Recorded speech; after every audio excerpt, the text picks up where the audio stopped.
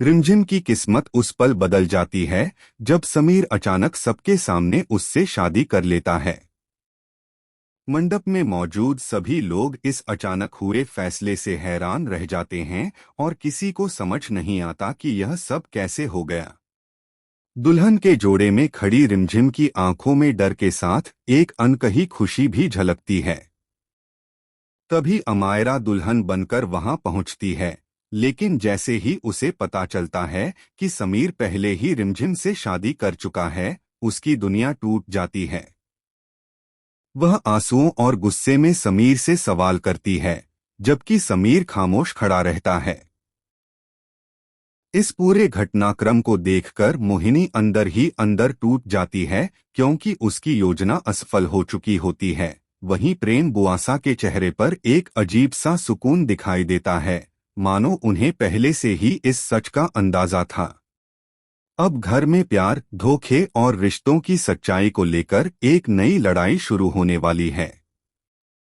विवाह की रस्में पूरी होते ही पंडित के शब्द पूरे महल में गूंज उठते हैं और इसी के साथ एक गहरा रहस्य भी उस लाल घूंघट के पीछे छिप जाता है, जो 3 जिंदगियों की दिशा बदल देता है।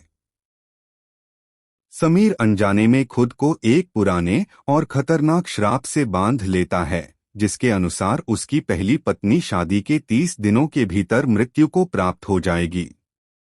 यह रहस्य पूरे महल पर एक काली छाया की तरह मंडराने लगता है। सवाल यह उठता है कि घूंघट के पीछे आखिर कौन था, लालची अमायरा जो अपनी जान बचाने के लिए भाग रही थी, या मासूम रिमझिम जो एक बड़े धोखे का शिकार बन गई। कहानी की शुरुआत रिमझिम के दर्दभरे पल से होती है, जब वह अपनी दिवंगत मां की तस्वीर के सामने खड़ी होकर अपने दिल का दर्द व्यक्त करती है। वह अकेली है और अपनी जिंदगी के कठिन फैसले खुद लेने को मजबूर है।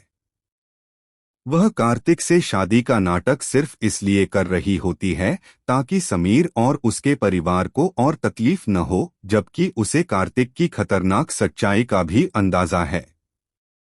राजा साहब उसे समझाने की कोशिश करते हैं, लेकिन रिमझिम अपनी जिद पर अड़ी रहती है। मासी को विश्वास है कि उसकी किस्मत में समीर ही लिखा है। दूसरी ओर महल में एक और नाटक चल रहा होता है, जब अमायरा को कुलगुरु की भविष्यवाणी का पता चलता है और वह डरकर भागने की कोशिश करती है। वह समीर से प्यार तो करती है, लेकिन अपनी जान जोखिम में नहीं डालना चाहती। तभी उसे रोक लिया जाता है।